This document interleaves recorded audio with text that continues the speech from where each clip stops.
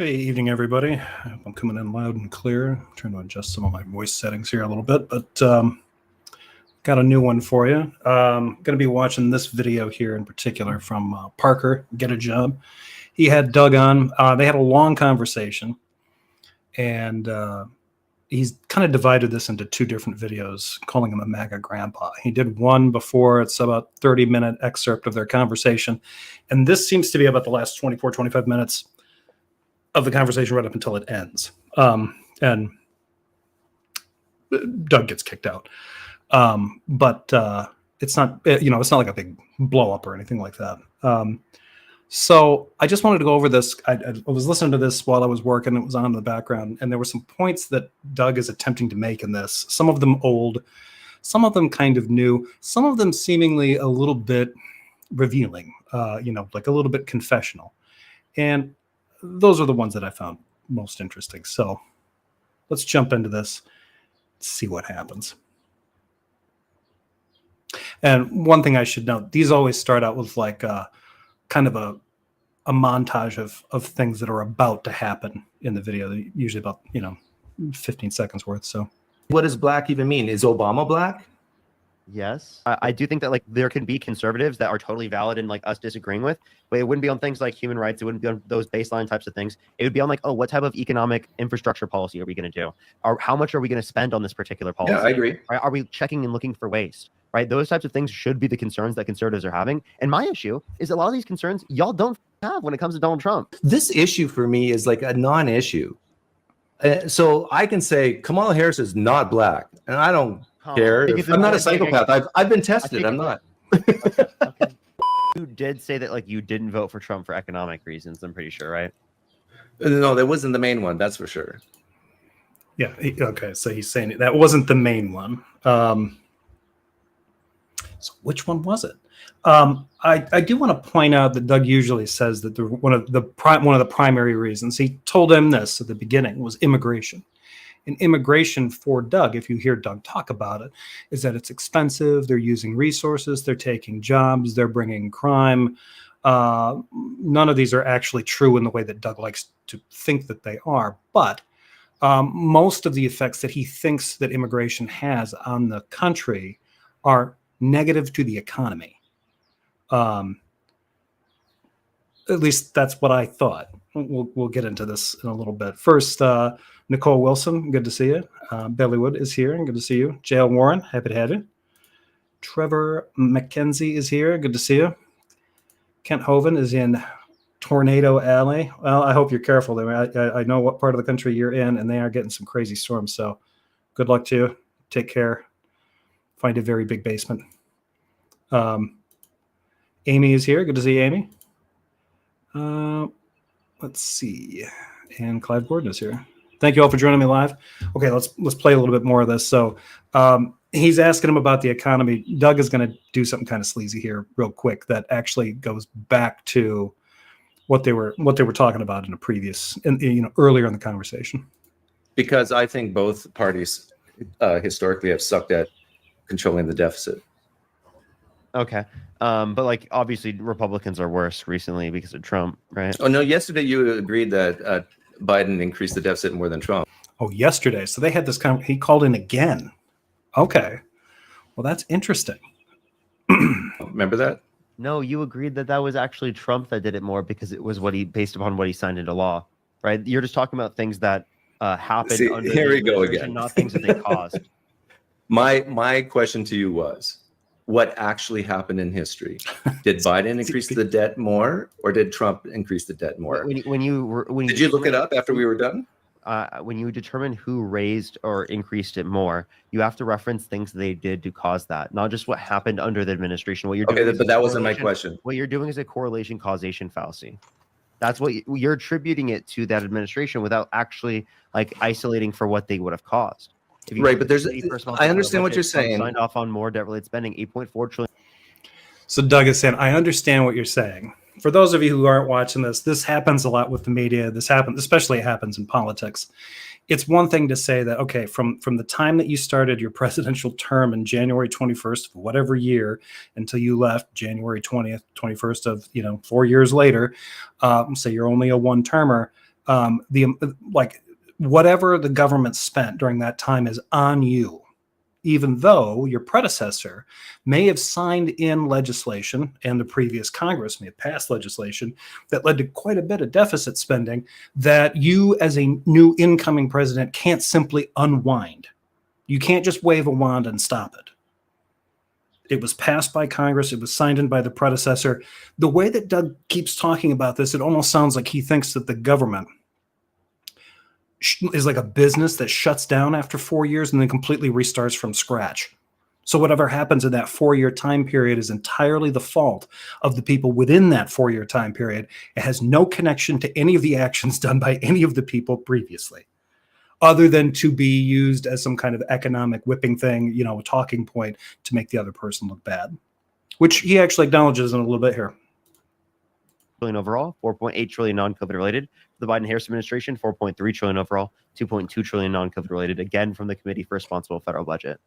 The monthly Treasury reports show that over the 4 years Biden was president versus the 4 years Trump was president, there was more deficit spending under Biden than Trump. That's a fact. During the time period. But was it due to Biden? That's what Parker is trying to get at. Again, but you're just like, again, not acknowledging reality.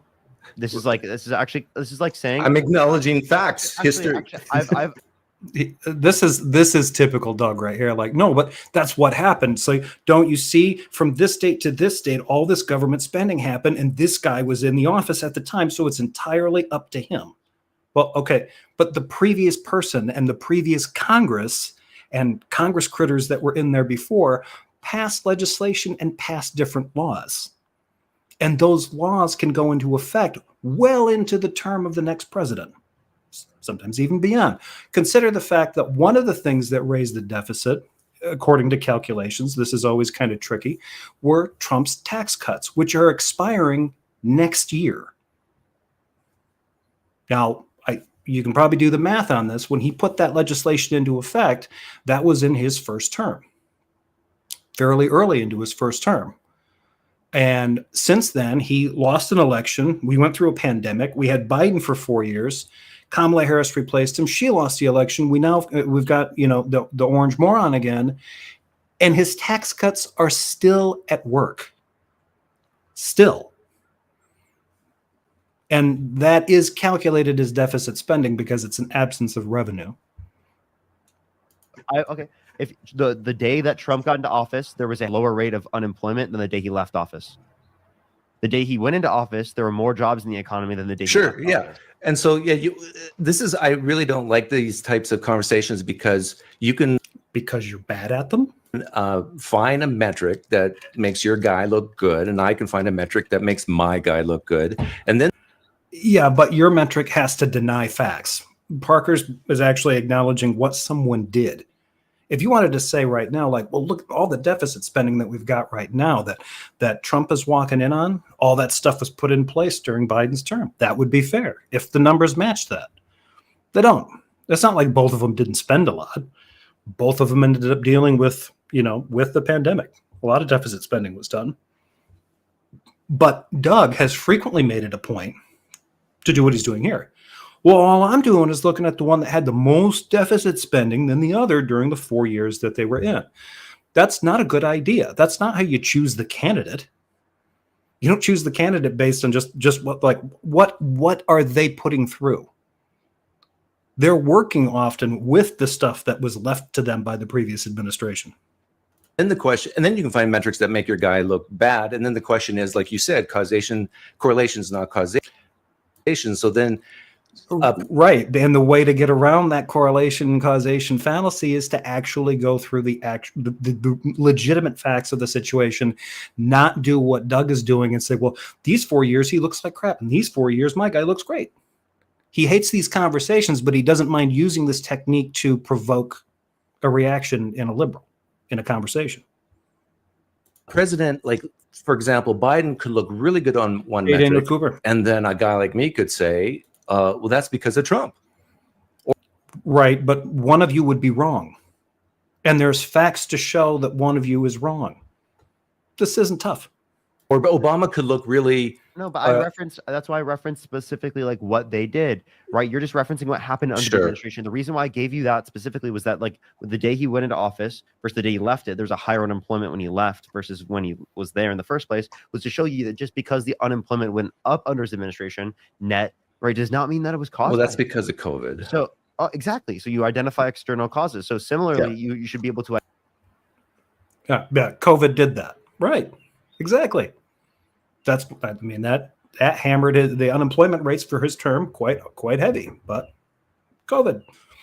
Identify external causes when it comes to this scenario, right? But you would admit inflation went up under Biden, right? I do. Okay. I don't think it was caused by him. Do you think that it was caused by Biden? Partly, but I think it goes back to 30 years of. I think it goes back to 30 years of Federal Reserve money printing. But that's okay. That's not related to the president. Somebody's a gold bug, though. So, like, if we're talking about right, that's not his fault. But I said partly. Who caused more inflation, Trump or Biden? So if you take the average inflation rate of Trump versus the average inflation rate over Biden, Biden loses. No, that's not how you are going to be able to identify. I said if you take the 4-year average, then Biden loses. I love it. If you do it the wrong way, you can get the result I swear is the truth. Yeah, that's wrong. And you agree with that. There's no chance you disagree with that because he's been disagreeing with it the entire time because you keep fucking this up. This is some incredible shit, even by Doug's standards. Smart guy, and that's a fact. He shouldn't have talked to Parker 2 days in a row. He should have given himself 48 hours, 72-hour cooling off period, something like that. Now you can say that's because you could say, but Biden didn't cause that. But you're not going to acknowledge that that's not an indicator of what was caused by the president. That's why I'm saying this. Right. That's not a good indicator. That's all I. But do you agree that the average inflation rate under Biden was higher than Trump? Yes or no? Yes. Thank you. Okay. Then that's the only point I'm making. Does that mean? No, that's not the point you're making. I love that. So now he's doing kind of a mott and bait. All I'm saying is the inflation rate was higher. I'm not saying whose fault it was. You were before. That's precisely what you were doing. Otherwise, if you're not trying to make it about the guy, right? And he's previously said, well, the reason I would have voted for somebody like Trump versus somebody like Biden is because if you look at where the money was being spent the 4 years each of them were in, this guy's numbers were lower. Cool, but that doesn't necessarily mean anything if the steps he took carried over into Biden's term, and then there's a shitload of deficit spending going on, and a lot of it is attributed to him. You made the wrong calculation. You were looking at the wrong set of facts, and to just stand there and say, "Well, I'm just looking at the 4-year period and saying, well, it looks to me like okay." So this kid's basically saying, you need to actually be looking at the policies that they're voting on or what they're signing into effect and what kind of deficit spending that's having. Not looking at a 4-year period in time and just saying, well, that guy looked better then that guy looks better now. Therefore, I'm voting for that guy again, even though he does lots of stuff that drive me crazy. And Doug will talk about that soon. Mean it was caused by him? No. So then you're doing again right. a correlation causation fallacy. So again, give me something that was caused by the administration that you can then associate to be like literally the stimulus. I think both Trump and Biden were guilty of overstimulating the economy after COVID or during COVID. Okay, so then like the PPP loans, for example. Okay, so for example, the spending is what causes inflation, correct? Yeah, in that case, yes. Trump again signed off on more debt-related spending. That's the most relevant factor to identifying who caused more inflation related to spending. I will admit this has been edited by Parker, so I'm waiting to hear. Although Doug has blocked me, so I probably won't hear from him at all. But I'm sure he'll probably say, "Well, this was edited. This was edited deceptively." I've watched most of the one on the row. It's not. This is pretty straightforward. Is going to be who had more debt-related spending.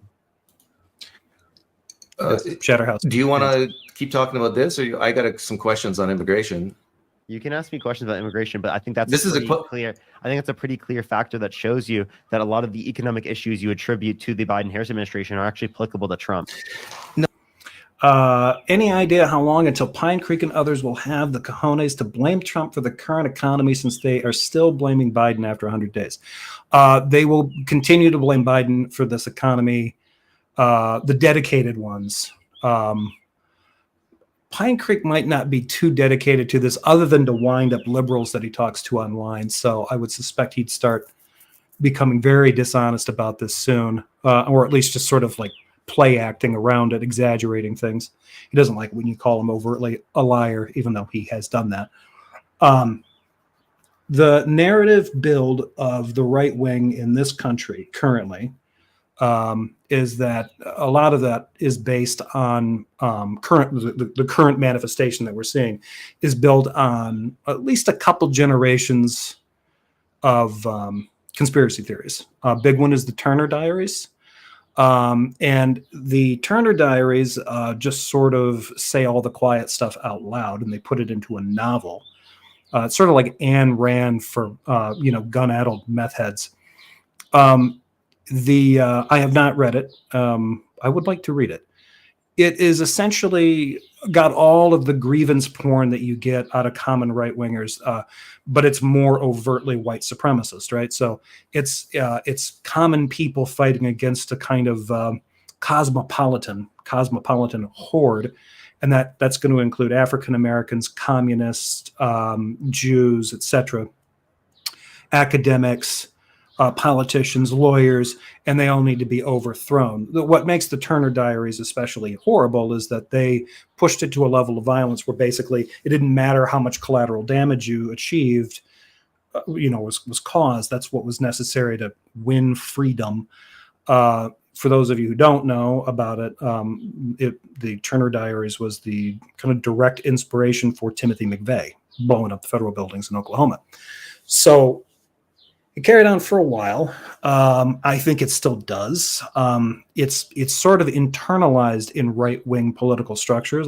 When I was a conservative, a lot of that kind of stuff appealed to me, not the white supremacy stuff. That stuff I always thought was wacky. But there were, just some of their race theories, the grievances, the insecurities, all that kind of stuff.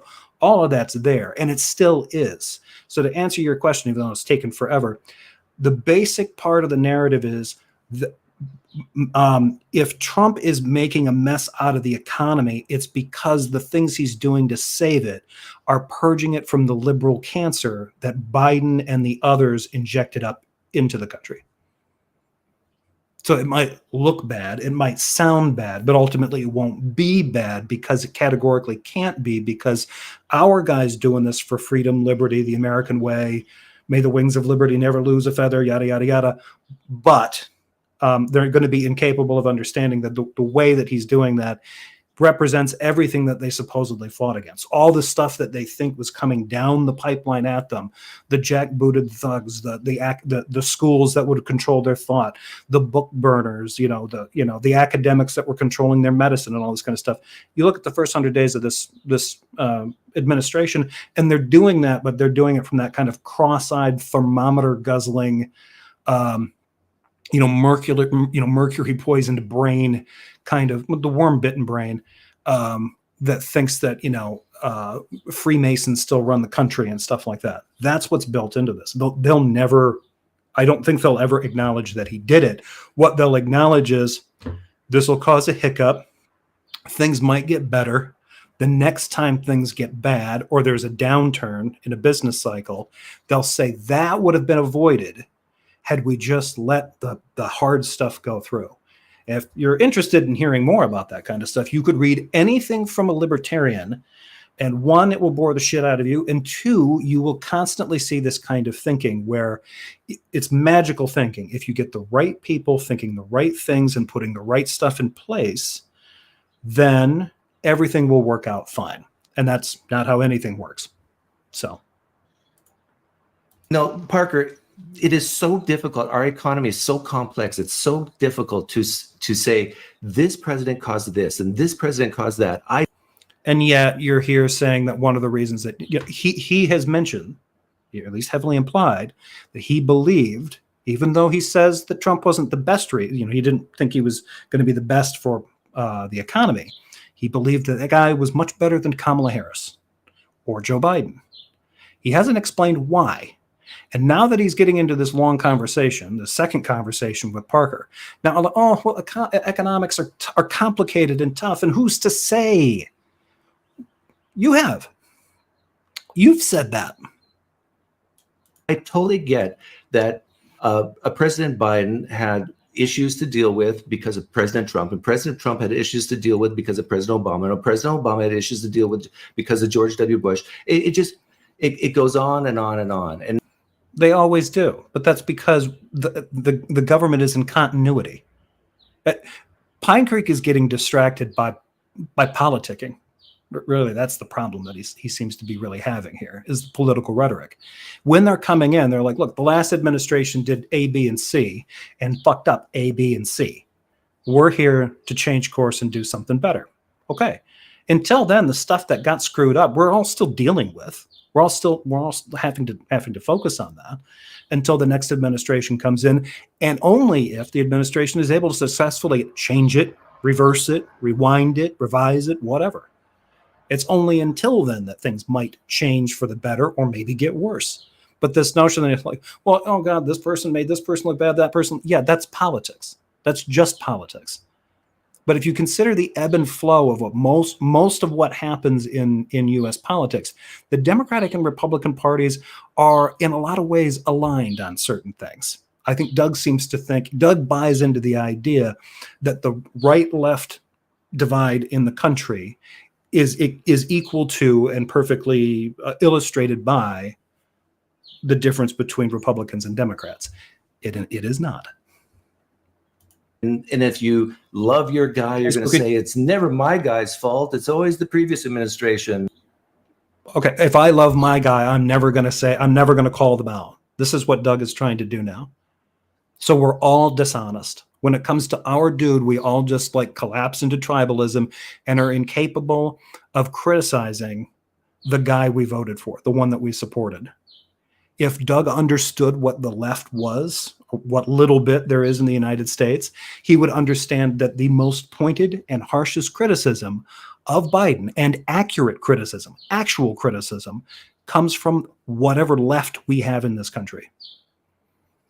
It doesn't come from conservatives, because conservatives are usually always trying to criticize Biden within the framework of the conspiracy theories that I mentioned before, that seem to really captivate the imaginations of guys like Donald Trump to an extent. He has imbibed some of them. You can tell by the way he talks, by the ideas he brings up, by the way he expresses himself, and a lot of his supporters. Who is the enemy in the outright? PineCreek, that's how you're thinking, right? I'm not thinking that way. I look specifically at what they signed into law. How do we attribute it? Based on right, but you're assuming that they had. You're assuming you can know that by signing into law, you know all the consequences of it and all the unintended consequences of it, and you don't. You know that they're budgeted out. They're literally budgeted out. This man knows nothing about how politics work, or even just the basics of government administration. They work on. I'm pretty sure he's talked about this before, where they've talked about legislation that the Congressional Budget Office estimates is going to cost the U.S. taxpayer X amount of money, or it's going to lead to X amount of inflation, or any of this other kind of stuff. He's used those kinds of criticisms before. Now he's acting like there's absolutely no way in the world you could ever evaluate the effect, the financial, fiscal effects of any legislation in advance. Now, he could have a point in that there could be unintended consequences or some kind of inadvertent consequence to certain things if you really pass some sweeping laws and it starts changing major industries or something like that. But you could get that if you say started firing thousands of people from the federal workforce. That could drastically alter the economy, or unilaterally impose a 10% tariff on absolutely every foreign product that comes into the country, and 145% on the Chinese stuff. Then after going through fits and starts about different punitive ones that you were going to put on different countries for math that made absolutely no sense, you remove that part of it, and people are actually, including Chuck Schumer, are acting like, oh, crisis averted. No, it's not. We're looking at probably seeing shelves, less full store shelves, probably by next month, no, at the latest, like sometime in June. They're not necessarily going to be essential items, but there's going to be there already is a lot less trade happening now because of those tariffs. So I find this fascinating. It's almost as if you don't have economists and mathematicians that can come up with this shit. JS Howdy, I feel like I'm taking crazy pills when anyone mentions that DJT isn't a ridiculous, incompetent, spiteful, narcissistic orange piece of shit. Yeah, I don't get it either. How much the bill spends. what you know what the bill's planning to spend. Yeah, exactly. So you're going to And know. Congress really isn't allowed to spend over that. Those funds, when they're set up for particular, he needs to spend some time with somebody who works in the public sector. Sometimes you can spend more than what the budget allows, but generally you can't. Now, the federal government can do a lot of deficit spending because it can print currency, but states generally can't. So this really, for me, falls on deaf ears, what he's talking about. They craft those budgets, they craft the legislation, they usually craft it with the budget in mind, and it oftentimes will pass or fail based on that effect. you know that's a budget, and actual is often different than budget. So then he's not good at estimating or making estimates. The economists around him that were in his administration were not good at estimating how much his spending bills were going to be. Right? Do you agree that Biden's 4-year budget spending is higher than Trump's? And by the way, 4-year budget spending, you're just talking about what was incurred under the administration, not what was signed into law by them. Right. What was actually incurred? Dude, PineCreek, I've already told you multiple times. Just because it happens under the administration does not mean it's caused by the administration. You have to be. I'm not talking about causing. I'm not asking about causing. And why are you bringing up? Now he's trying to get back into no. Biden's actually spending more. Like, what do you? A point for culpability. Because I want you to say out loud. I want you to say out loud to your audience. The Biden administration. I say all these things. Parker, take a breath. It's okay. Now he's being condescending. Take a breath. Like, okay, dude, you're literally bringing up the same point you brought up before. I want you to say this. The Biden administration spent more than the Trump administration. Doug is a lot like the guy that does my taxes. I just keep my mouth shut around him. Yeah. Administration, what actually happened, the actual budget. That's all you have to say. Over the spending incurred under each administration, the spending was higher under the Biden administration. Thank you. Yeah, but the debt-related spending was incurred based upon what they said. Okay, fine. You conceded that. I'll concede you. I like how he just doesn't want to acknowledge the point that I'm making that is the most relevant, because what you're talking about is it's dishonest the way that you're perpetuating it. I think you're doing this because you're a troll at this point. And it's actually really sad because you're not even trying to engage with the legitimate point that I'm describing here, that you're not relating to who actually has culpability for the matter. So when you say that, like, oh, the Biden-Harris administration spent more, you're not saying they did it themselves. You're just saying under the administration, because of spending that was signed into law by Trump, by the way, mostly, right? They had greater levels of nominal spending. Yes, of course. That would also be true for basically every administration, right? Comparative to the previous administrations, because we spend more given that we have more of a population, or given that we get more revenue because there's a larger population. So there's just going to be higher levels of spending anyway. Yeah, and it's interesting. This is a good point that he brings up, because initially what seemed to bother Doug was the amount of deficit spending we're doing.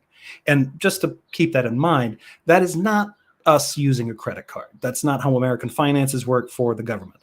The problem with what he did right here was now he's talking about how much more spending they're doing.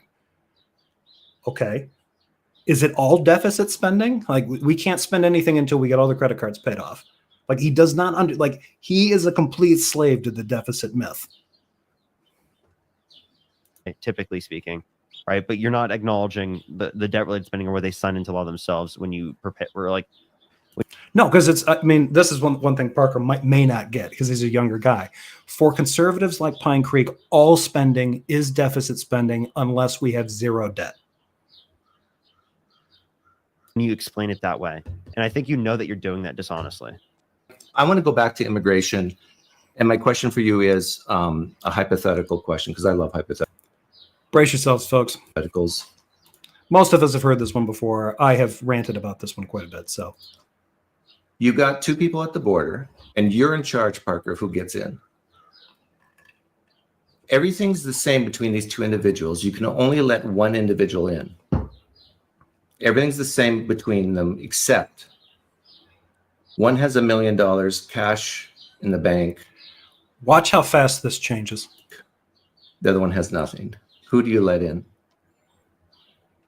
Everything's the same, but the difference in money. Who do you let in? Yeah. It depends on what your like concerns are. I don't really have any concerns. I would say. No, I'm asking you, not me. I'm indifferent. You're forced. There's a gun to your head. You have to force to let one of the two in. Who do you let in? Notice how it worked before. You're the one in charge of allowing people in, and you can only let one of these two people come up, and you can only let one of them in. Now you can't deny entry to both.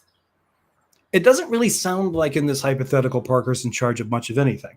Secondly, the reason I've harped about this hypothetical quite a bit, it depends on what they're being brought in for. Am I letting them in for tourism? If I say they get to come in, they get to stay here. They immediately run over to the Social Security hammock and just kick back and start sipping a margarita. Because I'm pretty sure images like that are playing in Doug's mind. Oh, that's how it works. Once they cross the border, we just can't get rid of them. Like, well, our deportation numbers would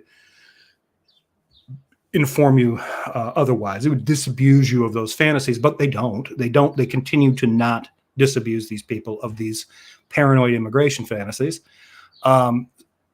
So that's a big reason. What's your reason? Like, I'm in charge of allowing people in for what purpose?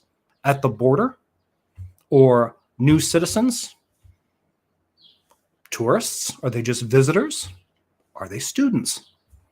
Are they refugees and asylum seekers? These are all very different scenarios. He's just saying, well, no, you get to decide who can come in, and these two are exactly the same, except one's got money and the other one doesn't. Who do you let in? Flip a coin. I don't care. It doesn't matter. No, you got to pick one.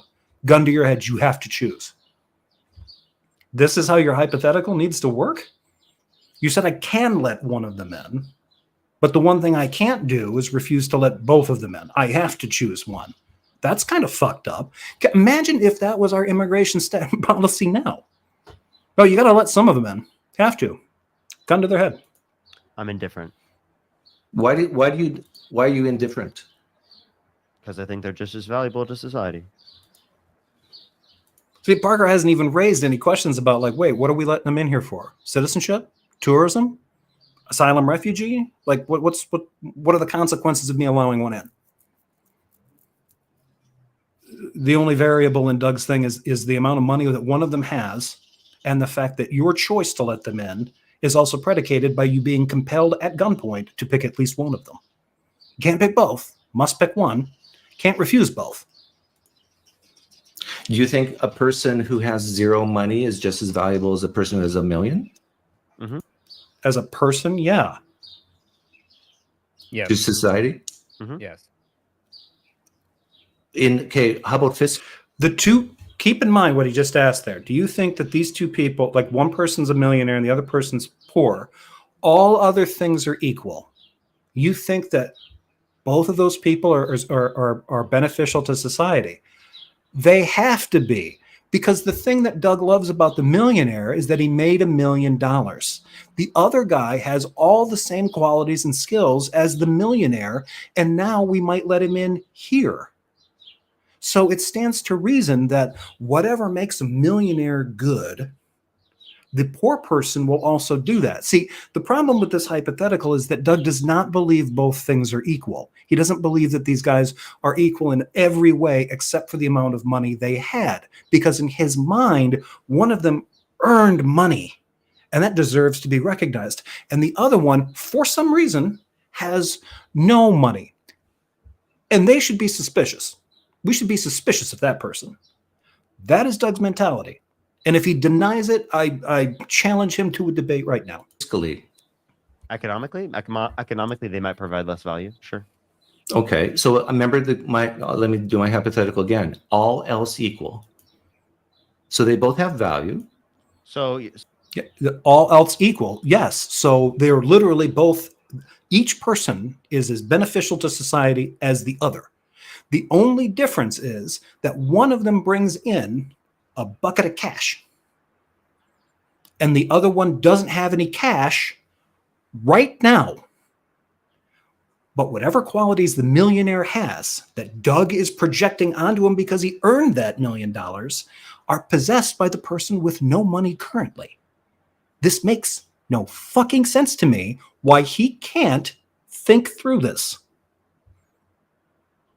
So then here's your point. They have every single same characteristic. They grew up in the same way. Everything about them is the exact same. The only difference is that one person has more money than the other person. Right. So when you're saying that they provide more to society, you're just saying that they have more money. That's it. I'm asking you So who if your standard, Parker, I'm asking you, who do you let in? I don't think that I would be like different. I would have a difference in opinion there. But you just I think I'd be admitted, indifferent. fiscally You that could say- one you would could have say a benefit. fiscally- Okay, I don't care. But the person with $1 million, they're not coming in and dumping $1 million into our government. They just have $1 million. Sure, they can go buy some stuff. They've got resources to start with. But remember, all things being equal, the person that doesn't have any money has whatever, the same set of skills, same set of values, same work ethic, same drive and determination, same talents as the guy with $1 million currently.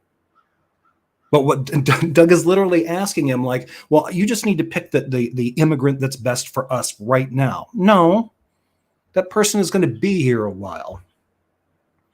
If you were picking based on tourism, you got two guys showing up, all things equal, except one's a millionaire and the other one isn't, and they're claiming they want to come in for tourism's sake. The one with millionaire, I'd be willing to believe, is probably here for tourism. Let him in, let him spend some money. The one without any money at all claims to be coming here on vacation. Well, that's obviously going to raise an eyebrow. If they're coming here seeking asylum, they're refugees. The one that has no money has fewer resources to protect themselves. All things being equal, I'd let that person in, because if you keep them on the other side of the border, there's probably a better chance that they're going to get killed or harmed. The person with $1 million has more resources to protect themselves, to wait a little bit longer before they get a chance to enter, or maybe they can even go someplace else. Doug has no problem suggesting that that's what these people with no money can do. Oh, you can just go to another country. But oh no, let the millionaire in. Oh, come here. Oh, rub up on me. Like, get some of those dollar bills on me. This is disgusting. He's a money grubbing weirdo. And his goofy ass hypothetical just reveals it. You don't care. I don't think that in each scenario, in order to accept someone into the country, they have to be providing the optimal level, the most possible level. See, this is what I call feel sorry forism. The answer is, it's a rhetorical question. Because this literally is not feel sorry forism. It doesn't have anything to do with sympathy for one or the other necessarily. Parker's already answered this question like it's basically a coin flip. It wouldn't matter. All things are equal except one has money now and the other one's penniless. All right. Flip a coin. Because if all else is equal, and the only difference is the money part, and you admitted just a few minutes ago that the one person with $1 million would be a benefit fiscally. Mm-hmm. Yeah, they would be. Yeah, but like I don't. So think then that tips the scale. Why wouldn't you let in the? It doesn't. It doesn't necessarily tip the scale to me, right? For Why who not? I would allow into the country. Yeah, and now Doug's like, well, why not? Why wouldn't I? Can tell him exactly why it wouldn't for me, because I'd asked him about this before when he'd asked me the question. I'm like, well, if I'm doing this for security, I'm more likely to trust the person who doesn't have any money. The person that shows up with $1 million and acts like they're entitled to just walk through the door, I'm going to be wondering where they got that $1 million from. Especially if I'm dealing with a bunch of paranoid ICE types who think like anybody that comes from a shithole country should be penniless. Well, this one came from a shithole country, I guess, and this one's loaded with money. How'd they do that? And you're going to let him and his cash in? And you're concerned about security. You might want to vet that guy a little bit. The one who's penniless, how much trouble can he get into? Now, all things considered, if they are exactly equal and the one with $1 million is suspicious, the one with no money could come in here and get up to just as much bad. But that blows up his hypothetical, because if the millionaire is a good guy, the penniless one can come in here and benefit society just as much, possibly even more. So who's to say? It literally doesn't matter how you answer the question. All Doug wants you to say is you value money over people. That's it. Because I don't base who should be allowed into the country based upon how much money they have. How about? That's not a standard that's relevant towards who I'm going to allow into the country. But I have a question. If you were going to let a kid have access to education, all else equal, right? A kid that has parents who make $40,000 a year, or a kid whose parents make $500,000 a year, who would you let in the school? The question is, the parents have 500,000. One parent has 40,000. Which kid do I let in the school? Yeah, all else equal. All else equal? 500,000. You let the kid with 500,000 into the school. Yeah. Wow, I think that's pretty insane because here's What? my concern here. My concern here in this scenario would be that like the person whose parents have lower income or they've had access to less opportunities and resources. So I would clearly have a concern to like want to help them in that scenario, right? Because out of fairness, something that you brought up yesterday in our debate, fairness, right? It's important that in a society where it is the case that someone was given significantly less, they should be given greater levels of opportunities to account for that. Right? Okay. We care about that type of fairness in our society. Okay. See, I would have done this a little bit differently. I would have said, okay, you got two kids that are exactly the same, all things equal, but one of them has a set of parents that were worth $500,000, and the other one has some parents that, you know, their collected income is only 40, 50 grand. Which one gets the full ride scholarship? That's the question to ask Doug, because that's not about like, because Parker's already kind of fallen into something where Doug is just going to be like, oh, this is your emotions. This is your overabundance of compassion going haywire. It's not. But Now, but you notice how quickly I answered your hypothetical? You notice I didn't say I'm indifferent. You know, this is bizarre to me. Like, you notice how fast I answered your hypothetical. Notice that I didn't hem and haw around it. The way Parker answered him was completely fair. It is fair to answer a hypothetical that way. Doug had to change the parameters, like, nope, gun to your head, you got to pick one. Like, what? So I think PineCreek thinks that he's actually won here because he didn't hem and haw about whether or not it needs to be 40 or 40,000, 500,000. No. The parents with more money, they deserve the kid. Their kid gets to go to school. notice I didn't say. Wait, you could say you're indifferent to hypotheticals. It's not something that's. But I'm pointing out the obvious. I'm pointing out what I didn't do and what you did. What's wrong with the way that I responded? Because in this hypothetical, you were forced to choose. And you said, I'm not going to choose. And you still haven't chosen. If I say I'm indifferent, that's totally fine. Like if I ask you a question, would you rather save your mom or your mom? You'd be indifferent, correct? Right, but that's the same answer. Okay, obviously. You gave Okay, now Parker, ask me your hypothetical again. For allowing who in the country, you gave me the same thing because I don't take into account how much I don't think I money understood they your have. question. Ask me your hypothetical again. Okay. Would you rather accept a kid into access to higher education, right? Say you're a college, right? You have all else equal, one kid whose parents had $40,000 in income a year, and another kid whose parents had $500,000 in income a year. I'm indifferent. You're indifferent? Yeah. That would be a totally fair way to respond. Right? And Oh, yeah. Now it would be. Yep. It would be. What do you think is the main difference between the left and right? If you were to like, if an alien came from another planet and said, what is this Democrat Republican thing? What is the left and right? But you could only bullet point, they got like 30 seconds. What is the core fundamental difference? So, all right. So here he goes again, right? The difference between Republicans and Democrats is very simple. It's not parallel to the differences between the right and the left. Republicans and Democrats are both right-wing parties. I'm going to say that again. Democrats and Republicans are both right-wing parties. They're rightward leaning. They are kind of in the classical liberal, laissez-faire mold of right-wing, what we would call liberal or neoliberal economics and political theory. The basic idea behind that is an emphasis on a small, limited government. Laissez-faire capitalism, which means limited regulations on capitalism, an emphasis on independent, privately owned wealth, and especially collected and quite large wealth owned by private corporations or private individuals, or private families. Left wing tends to be quite a bit different. The actual left wing in the political philosophy realm is an emphasis on an economic economy where the means of production are not controlled by private landowners and private ownership and corporate ownership, but are controlled by the workers who actually work there and make the product. So it's democratized.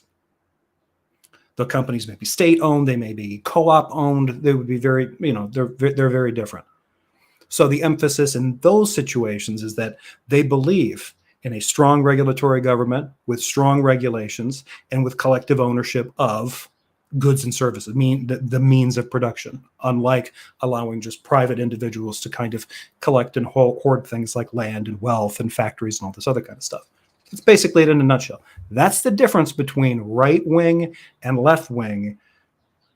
Explaining the best way I can, like I'm explaining it, that's as good as it gets, I guess. If I'm going to try to keep it simple. The difference between Republicans and liberals is just a difference in degrees in terms of how liberal they are. And what we're seeing right now in the culture is not that the right, like there's this fight between the right and the left, the Republicans and the Democrats. Both of them are liberal. The Democrats are being pulled in a leftward direction by certain people within their party that want to see them change their tactics, their strategies, and their message. They want a fundamentally different party. But the majority of the Democrats tend to be in line with most of the kind of laissez-faire capitalist American prosperity kind of stuff that most Republicans are. What we're actually seeing is not the left whipsawing everybody way over here into the left. It's the right wing fighting amongst itself and being tugged further to the right by Republicans that are abandoning the kind of laissez-faire liberalism that they liked in exchange for authoritarianism. Because that's the only direction they feel comfortable moving in, is to move in that direction. Authoritarianism, some kind of monarchism, a despotism, that's what we're starting to see. That's why we're starting to see it that way. We're not really seeing a fight between left and right. We're just seeing fights between factions of right-wingers. There's no real big, organized, powerful left in American politics. There are people in the Democratic Party that are left-aligned, but the majority, even Bernie Sanders or AOC or Elizabeth Warren, all of these people are essentially capitalists for the most part. They don't want to upend private property or do any of this other kind of stuff. The biggest one was Elizabeth Warren wanting to change the legislation around how the federal regulations for corporate formation. And that's huge. If you were to change that so it wasn't LLCs and private partnerships, but you changed it so that it was co-ops or these other kind of civic wealth sharing kind of organizations, that would be a massive shift in it. It would still essentially be kind of a private organization, but it would be organized in kind of a left-leaning way. I don't know how long that would survive, but at most, that's what you get out of the Democratic Party currently. You don't really have hardcore socialists, people that believe and say, you don't have any communists, as far as I can tell, out of anybody. No one in the U.S. Senate or Congress, in any of the branches that I can tell, outside of maybe like workaday civil servants, want to ban private property, for instance, which is something that I'm amenable to. I'd probably refer to how much you think society should offer for people, or like what's the baseline Empathy standard for people. Yeah, who said the empathy? What's his name? I did. Matt. Matt, I agree with you. I think that is the key. So are you just saying that you have a lack of empathy? No, my empathy is probably average. My compassion is like in the bottom 10%. I can understand intellectually why people feel the way they feel, why they do the things they do. But compassion-wise, I'm probably like 9 out of 10 people would beat me on compassion. That makes me think that he doesn't understand what compassion is, or what sympathy is, or what empathy is. What he's describing is not empathy. He's describing sympathy, possibly pity. He can wrap his head around the idea that he can understand that a person feels bad, but he doesn't give a shit about it. He doesn't feel any motivation to either help them or do anything about that. So, this is basic. Sympathy is the acknowledgement of another suffering, right? It means you feel sorry for someone, but you don't necessarily feel what they feel. So it can be cognitive and distant, just like he's being here. You recognize that there's suffering going on, but you're never really moved to act. That's sympathy. Empathy is when you feel with someone, you're sharing their emotional state. And that can be a little overwhelming. I imagine Doug, based on what he's talking about, has never done this, just based on what I'm hearing from him. You have affective empathy, which is feeling what others feel. And you have cognitive empathy, which is understanding what and how others feel, how they're processing it. You've been in their shoes. You can see the processing taking place. Compassion goes beyond sympathy. You recognize that they're suffering. You feel a desire to alleviate that suffering in that other person. So it's seen as empathy, as a motivation to help, but there's some social behavior there that's slightly different. What he's basically saying is, oh, well, I think I'm average as an empathetic person, but I have no compassion. Compassion is downstream from empathy. If you've experienced empathy, it's probably inspired some amount of compassion in you to try to alleviate that. That's sort of the point of mirror neurons. I mean, it does not make sense to me. So what he's implying is that he recognizes suffering in others. He could feel sorry for him, right? But the feel sorry forism that he's talking about, that is the sympathy stuff. It's not like real empathy where you're like, right there with him. But he doesn't want to do anything about it. So this is raising a bunch of red flags, which makes me think he either does not understand these terms, he's either intellectually detached, or he's somehow lacking in the emotional engagement to really recognize what these things are. Because to say that I'm average when it comes to empathy, zero compassion, baby. I just don't give a fuck. Okay, so you can feel other people's suffering, but you don't want it to stop. Even for them. Like, it'd be one thing just to even say, like, I don't have any power to stop it. I feel bad for them. I wish I could help them. I feel compelled to. But they're really, given what they're going through and in my condition, in my circumstances, I just couldn't do it. Okay, cool.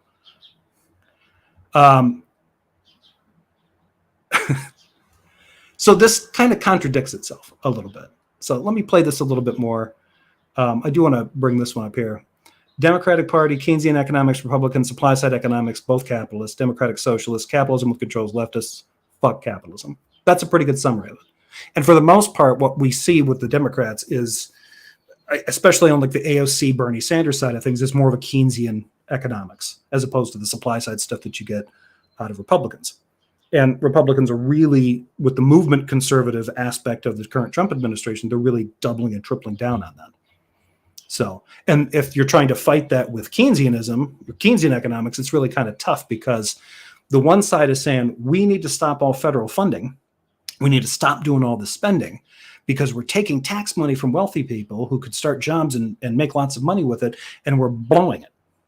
So if we stop spending money, they have more money, therefore they're wealthier. That's kind of the basics of supply side economics. Very, very, very poorly explained, but yeah, it doesn't work. Keynesian economics can go further, I think, but Keynesian economics can run into issues like kind of what we saw in Japan after the bubble. You can end up kind of stimulating the economy. You can run into issues where you start to run out of things to stimulate, and then you got to kind of switch gears. But yeah, Nicola's absolutely right. Both of them are capitalists, but they're not really doing anything to. They're using capitalism in different ways, and with Keynesian economics, it does embrace certain left-wing ideas: strong regulation system, and strong oversight, and in some cases, direct federal investment in private industry. In fact, that's actually the point of Keynesian economics. Get people to work, inject money into the private sector. It doesn't matter that, people are going to call it government motors or something like that. It doesn't matter. Get the economy up and running. Kind of like China. Doug is reminding me more and more of Francis Dollarhide. Yeah, kind of. Yeah. Does he feel sorry more for billionaires? Probably. Hey, Bria, how's it going? Doug called Parker. What? He called him twice, apparently. Yeah, this is part of one conversation. There's other ones on there. And also, happy birthday to Peter. John just reminded me it's Peter's birthday today, so happy birthday to Peter, if he's here. He was on with my brother when he was live earlier. All right, let's get back into Doug talking about why he's essentially shitbag. I own that. I admit that. But I think Matthew? That's not like a Matt. good trait to have. Is a lack of compassion. No, I mean that's one of the traits of a psychopath. I'm just saying, like, I'm being honest with you. Like, Yeah, I'm like, glad you're okay, I'm glad that you're I think admitting it's- it, but like, I think it's. I'm not a important- psychopath. I've been tested. think- I'm not. Okay. There's going to be times where your compassion will blind you, and there's going to be times where How would he know? He said he's at like a 0 or a 1 when it comes to compassion. How would he know that compassion would blind him? He doesn't experience it. This would be like, somebody who has like 0 adrenaline talking about how excited they were on that roller coaster. Like, you can't tell me that you were excited, but you got like no adrenaline. You never experience a thrill. where my lack of compassion is going to blind me. And so we actually can work together, just like a You just husband and wife can work together and complement each other to build a better society. Okay, look, I honestly don't think Parker or I are advocating that there should be no conservatives in this world, right? I am. Here's my problem with what Doug just said. Doug is playing with the same exact problem with the conservative liberal dichotomy that he believes happens in his mind. The conservative is the pragmatic, hard-minded, hard-fighting, hard-farting, some of them a bitch that'll make the ugly decisions and do all the tough stuff. And the liberal is the soft-spoken, meek, mild, caring and nurturing type of person who just wants to wrap everybody in a warm blanket of a hug. But you can put those two together, and they work great together, except that's not the difference between right and left. That is not the difference between Democrats and Republicans. It simply isn't. If you want to know why that's untrue, you need to look at the narrative of grievance seeping out of every pore of the current Trump administration, from all of his weird lackeys. Everything that goes wrong is someone else's fault. They are outgunned. They are under persecution all the time. They are constantly signaling to their fans and their followers that they need a great big hug. So explain to me why this rhetoric is supposed to work. This does not mean anything to anyone outside of people who have embraced these broad stereotypes. Dems are women, Republicans are men are from Mars, ladies are from Venus, blah, blah, blah, blah. None of that fucking shit works at all. And it distracts from the fact that Doug has essentially admitted that the problem that he has, that he's got blinders when it comes to compassion. He's just admitted that he's a bad person. That's it. He believes in plain spoken, common sense wisdom, right? Keep it simple, keep it straightforward. Okay. You claim to have empathy, but you don't have compassion. I call bullshit. If you have empathy and you experience it, you tend to be inspired to feel compassion. So if you're not getting that empathy, you're not getting that kind of compassion generated by empathy, what are you getting out of other people's suffering? I think you're getting a kick to the dick. That's what I think you're getting, a little charge in the pants, because I think you're a sick sadist. There's something fucking wrong with you. Plain language, plain English, straight talk. You're a weirdo. You're a fundamentally bad human being. That's what he's communicating. Otherwise, he has told me, and he has told my brother in print, that the reason he likes talking about the topics that he talks about is because he enjoys inspiring suffering in people like us, which I find funny, because it doesn't inspire suffering. It really just kind of inspires dopamine, because anytime I hear something real stupid, I kind of want to point and laugh at it or yell at it until it goes away and never bothers me again, which is why I'm doing this now. So what he's attempting to do here is now try to I've got some blind spots when it comes to compassion. No, you don't understand what you're doing. You like it when people hurt. That's why you're not getting any compassion. We're advocating that certain belief systems and certain things, right, I think should be lessened in society. I think at the current moment, we are in a situation where compassion is at such a low level, particularly for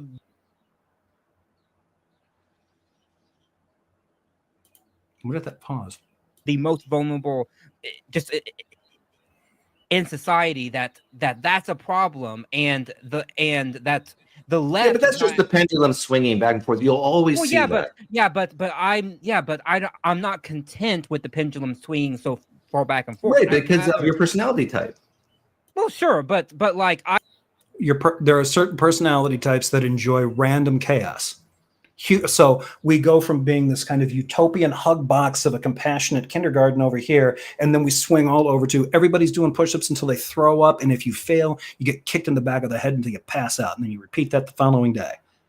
You do that for your biscuit and your bowl of soup. Like, okay, so I don't think Doug wants to live in that kind of environment, but I think Doug enjoys watching other people deprived of certain things, people that haven't earned things, get treated that way.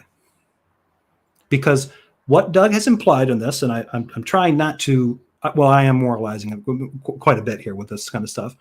What Doug is indicating to me and to a lot of these people that he's had to talk with is that Doug is exquisitely tuned into the fact his primary concern is what people deserve, not what they need, not coordinating what people should have, what makes the society better.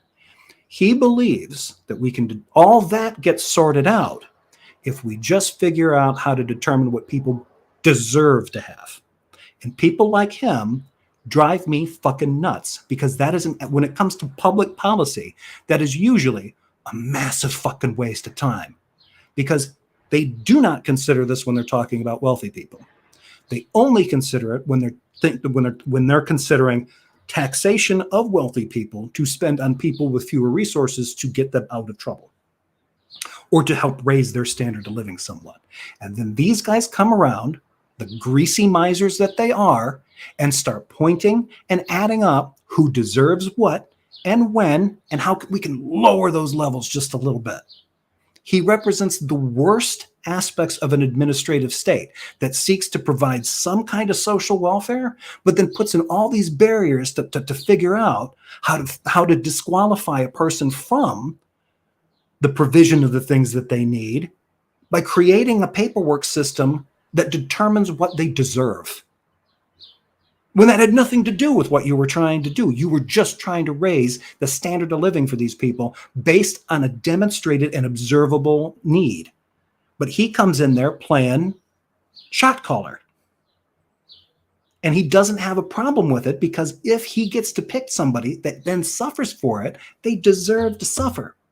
Like, you can take this kid away from, like, religious fundamentalism, but the idea of eternal conscious torment has got to get him hard as a fucking rock based on what he's doing with this. This is not great behavior from a human. He's definitely not a humanist. I have a viewpoint that I think is correct, and I want there to be a certain level of compassion in this world, and I don't want it to swing. Earth, I'm an atheist. You're on my brother's channel quite a bit.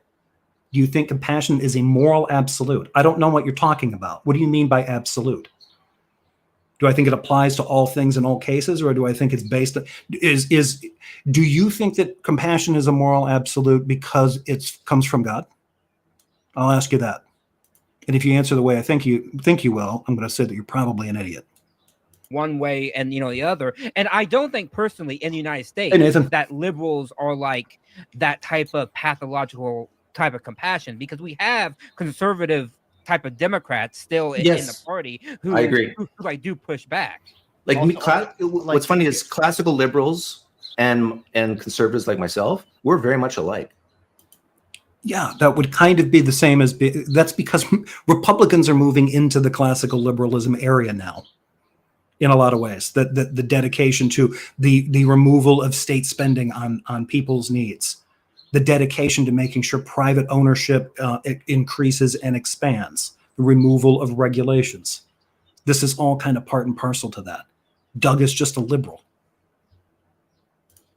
Okay, it's the progressives that cause the friction. But anyhow, Parker. No, I don't think so. So but when it comes to this, I do think that there can be conservatives that are totally valid in us disagreeing with, but it wouldn't be on things like human rights. It wouldn't be on those baseline types of things. It would be. Oh, but it would. See, this is where Parker's getting things wrong. If you're talking about the differences between conservatives and like right wing and left wing, if you're talking about what you can spend money on, they're going to fundamentally disagree because of the way you spend money, how you treat money, and how you treat ownership. They're going to fundamentally disagree about that from the jump. If you're talking about Democrats and Republicans, that's absolutely the case. Because if it's just somebody with a Keynesian take on things, doing a little government spending, juking the market here, applying tariffs there, blah, blah, blah, and trying to fine tune it, using the state to kind of juke private industry, versus the Republicans like, absolutely not, the kind of libertarian movement conservative, like, no, any involvement of the state is horrible. Get rid of them. Sink or swim, baby. Bootstrap that shit. That's how it's got to work. Otherwise, it's unfair. Well, now you're still running into the same problems of principle. How do you spend money? Who do you spend it on? And in what way? And both fucking groups, are obsessed with figuring out who deserves what, instead of figuring out first what everybody needs. That should be the number one issue. And then from there, we can start to divide into our camps. But as far as what Doug is voting for, Doug is not voting for Trump because Trump has different ideas on how we should spend money. Trump believes the federal government should not be spending money on anything other than contracts that directly benefit him or Elon Musk. He has no problem collecting cash from the government. He loves that. But he doesn't want the government spending money on the poor, the hungry, and kids. And the elderly. He really doesn't seem to want that either. That's going to come up later. On like, oh, what type of economic infrastructure policy are we going to do? How much are we going to spend on this particular policy? Yeah, I agree. Are we checking and looking for waste? Right? Those types of things should be the concerns that conservatives are having. And my issue is a lot of these concerns y'all don't have when it comes to Donald Trump. Like if you actually held that, you would be against Donald Trump here. Okay. Should I tell you the problems I have with Donald Trump? Yeah, go ahead. Okay. Let me say this before, and you're going to have to give me more than the 20 seconds, because I'm going to list a bunch of things I don't like about Donald Trump. But I still voted for him, and I'm still overall. Yeah, Nathan, those are good. If anybody is interested, Unlearning Economics, it's a YouTube channel from a guy in the UK. Watch that shit. Those are good. Happy with his performance. I disagree with the pardons he did. There's many of the pardons. Some I would have been okay with commuting, but that was one. I totally disagree with having McMahon as the Secretary of Education. I actually disagree with his rhetoric on Canada being the 51st state. I think that rhetoric is very harmful. I disagree with his tariff policy as far as doing it broadband and not targeted. I think tariffs can be used as a manipulation of certain industries, but he's just doing broadband. But although he's been pulling it back, and well, not enough, and it's still just broad. It's a broad application of a 10% tariff on everybody except China, which is still stuck at 145%, with some exceptions on certain industries that are going to make customers complain faster. With tariffs again, what I hate what he's done is he's caused uncertainty in the markets because now business leaders cannot plan for their supply chains. What else? His rhetoric in general, my wife of 30 some years just hates when he talks, and I totally get it. It doesn't bother my personality type, but his rhetoric in general is very offensive and is not. Disagree with, but don't think it's as bad as pronouns and bio. Yeah, exactly. That's exactly his take. Like notice he has not brought up any of the stuff about. Well, he wouldn't have been able to bring up anything about trans because I think this simulcast on TikTok, and Parker will usually shut that down because TikTok won't let that stuff stay up. So I disagree with destroying the global economy, but woke is way worse. Yeah, exactly. This is why this dude is fucking cooked. He's absolutely out of his gourd. Like everything that he said that so far, the two most important things to him, voting for Trump. One, it's not the woke choice, so it must be the best choice. And two, immigration. But both of these are completely deranged. Immigration, the issues that we have issues with immigration in this country. We had issues with asylum seeking in this country and a huge influx of refugees and asylum seekers over the last few years. And our government did not respond well to that. But the response that the Republicans wanted was to criminalize them for attempting to cross, which was a violation of a lot of international law, and then pretend like you can just shut the border down and act like it doesn't have to happen without something legal in place to change it. So, yeah, oh my Not helpful. He's not presidential. I do not want my son to grow up to be like him in so many ways. Let's get back to policies. What other policies? Okay. These a lot of these reasons are some of the reasons why you should be so like you should think it's so important to keep someone like that out of the version of presidency. I think character is almost more important than a lot of those other issues and concerns that you've brought up as to why you think that Donald Trump is better. Right, but you have to admit that's your opinion, right?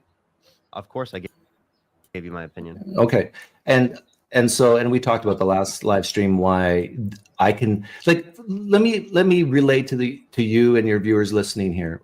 But like my question, me bringing that up is like, what are your thoughts about my opinion? That's essentially what I was asking you. Yeah. I'm indifferent because people have been telling me, well, you shouldn't vote for him or support him because of these things, and I just disagree. But and let me explain why I disagree. So I was asking for. There are many things that people, when they voted for Biden back in 2015, was it 2015, 2016, 2017? Biden? Yeah, the Biden, That's Trump. 2019. Yeah. Biden v. Trump is 2020. Well, actually, yeah, let's go to 2020. When Biden won in 2020, and he did win, that's another thing I don't like about Trump, that he won't admit that. But anyhow, there are many things that Biden supporters. That's a long list. For I know. Guys. There are many things that people don't like about Biden, but they still voted for him. Right. But those were policy decisions. It wasn't based on the fact that somebody was terrified that what was Waltz going to do? Waltz was indicted by conservative news media for allowing there to be feminine hygiene products in all the school bathrooms. So naturally, the woke is on the rise. We've got to stop that crap right now. Like, what? Like the fundamental difference here, like we can have differences on opinions. How much money are we going to spend on schools? How much money are we going to spend on transportation? How much money are we going to spend on environmental concerns? You know, pollution mitigation, these kinds of things. Those are things worth debating. But if I have to have a debate with somebody who's convinced that Western civilization is going to end because they sincerely believe that kids are going to school dressed up as their favorite anime, animal character, and are shitting in kitty litter, and the schools are actually facilitating this, I don't know how to have a conversation with that person other than to tell them to take a breath and punch themselves in their own neck. Like, there's nothing, like, what do you tell somebody? Like, I don't know what kind of shit you're watching, but that is just as insane as me coming up in 1982 and people telling me that crack cocaine smoke, if I walked through it, would make me a Satanist. This is delusional, deranged horseshit. America has a huge, thick strain of it. We always fucking have. And now, like, people are fucking weaponizing this stuff. Mostly because I don't think they're getting vaccinated against it. The measles is probably making it worse. There's many progressives who thought he is too centrist. Biden was too centrist. We are some. Yes. So Parker, I'm preaching. Doug was close to admitting stolen election a few weeks ago. He has backed down. Oh, really? Oh, well, you know what, Nathan? Don't let him catch you saying that he's dishonest about it. Otherwise, he'll ban you. He doesn't like that. I kept calling him out on like, hey, weren't you saying this back then? And now you're saying this now? It sounds like you're lying or you're being dishonest. I'm tired of that, kid. You're going down. Seems like I'm not the only one that's noticed that, Doug. Into the choir here. I understand. No. I don't think. Oh, sorry, Parker. Sorry. I was gonna say like we don't have stuff like that, you know. Okay, I'm going to wrap this up here at this point. I've been on it enough. So my message to PineCreek is very simple. All right. So PineCreek has described himself as someone who feels sympathy but has almost no compassion. Right.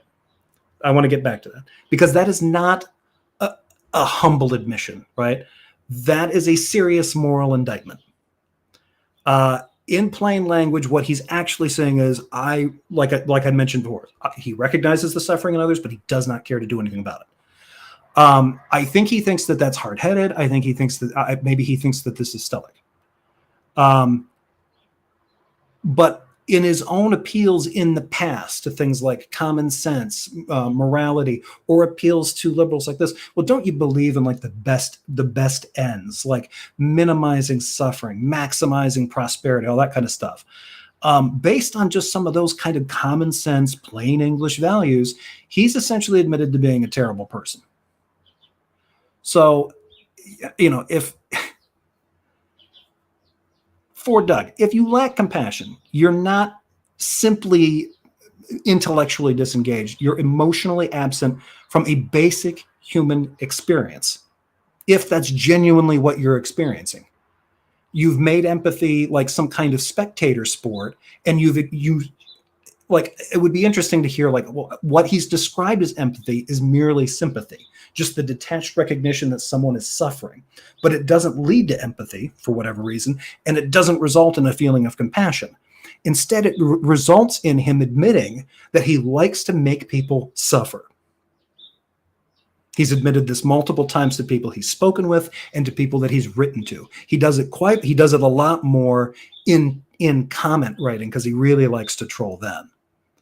So if you think that happened, if Doug is in this position where he thinks that he is higher minded here, he's the virtuous one, he really needs to be thinking about what is he really skeptical of? Because the impression that I'm getting from him now is that I don't think he's being totally honest here with Parker. Like, I have a blind spot.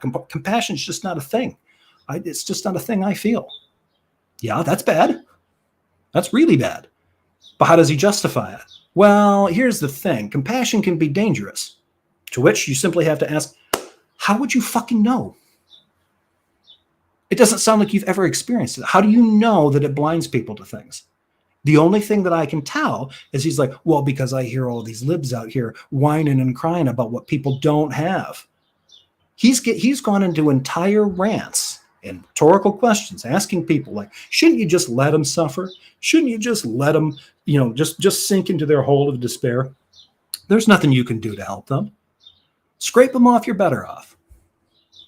It's like PineCreek has been watching like a Christmas Carol on a loop, but he stops at the Ghost of Christmas Future. Or really just stops at any of the ghosts, before any of that actually happens. He just watches the beginning, takes some notes, like, that's good stuff, and then puts that part on a loop. Yeah, this is genuinely quite bananas. I can list. First with someone like Donald Trump. Every single concern you bring up, Conversation was started by, what do you think is the fundamental difference between the left and the right? And I'm making the claim. Now, I had a criticism about this, but I think with this one that maybe they did have this conversation. But the conversation they'd started with before was just a call-in. He was asking people, Trump supporters, why they supported Trump. That we need each other. And I'm also making the claim that whenever you vote for someone. Oh no, PineCreek. Did you post something on X denying that Kamala Harris is black? No.